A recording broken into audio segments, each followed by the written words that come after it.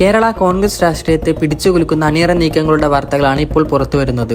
KPCC president Sunny ജോസഫിന് ഉറപ്പിച്ചിരുന്ന revenue വകുപ്പ് അവസാന നിമിഷം വെട്ടിമാറ്റി വൈദ്യുതി വകുപ്പിലേക്ക് ഒതുക്കിയതിന് പിന്നിൽ ഡൽഹി കേന്ദ്രീകരിച്ച് നടന്ന വൻ രാഷ്ട്രീയ അട്ടിമറിയാണെന്ന് സൂചന.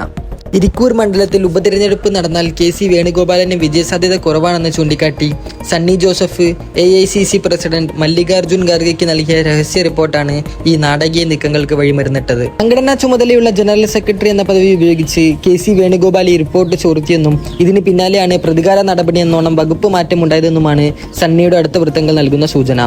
മുഖ്യമന്ത്രി VD സതീശനും രമേശ് ചെന്നിത്തലയും സണ്ണിക്ക് റവന്യൂ വകുപ്പ് നൽകാൻ ശക്തമായി നിലകൊണ്ടെങ്കിലും ഗവർണർക്ക് പട്ടിക കൈമാറാൻ മണിക്കൂറുകൾ മാത്രം ബാക്കി നിൽക്കെ ഖാർഗെയുടെ ഫോൺ കോൾ എത്തുകയും അന്തിമ പട്ടിക തിരുത്തുകയുമായിരുന്നു. സണ്ണി ജോസഫിനെ ഒതുക്കി വർക്കിംഗ് പ്രസിഡന്റുമാരായ MP അനിൽകുമാറിനും വിഷ്ണുനാഥിനും പ്രമുഖ വകുപ്പുകൾ നൽകിയതിൽ കോൺഗ്രസ് ഗ്രൂപ്പുകളിലും അണികൾക്കിടയിലും പോര് വൻതോതിൽ മാറുകയാണ്. കൂടുതൽ വിവരങ്ങൾക്കായി ബസ് ബി കേരള പേജ് ഇപ്പോൾ തന്നെ ഫോളോ ചെയ്യൂ.